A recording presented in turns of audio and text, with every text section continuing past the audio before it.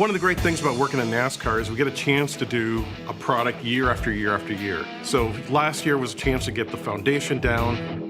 One of the approaches to making a great game is really listening to fan feedback. They're playing the game, they know what they want, and anytime they give suggestions, we take it seriously.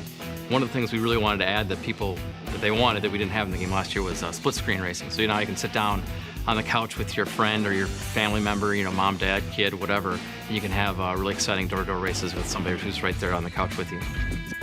For the first time in 10 years, we've finally been able to add all 3 national series. Getting the game right is getting all the details right, and so when we got a chance to add the new series, it involved, adjusting every aspect of it. The addition of the extra series adds a ton of diversity to the game. The new tracks, the new driving styles, the ability for a player to envision themselves as a professional NASCAR driver in each of the series.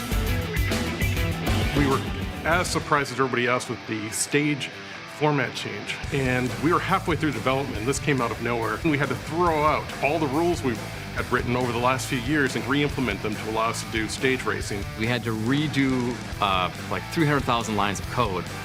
And by doing that, we were able to bring stage racing to online racing, which also means we have yellow flags for online racing, and that is going to be amazing. Crazy, but we'll get to see a lot of exciting races online, and I'm really excited for the fans to try that.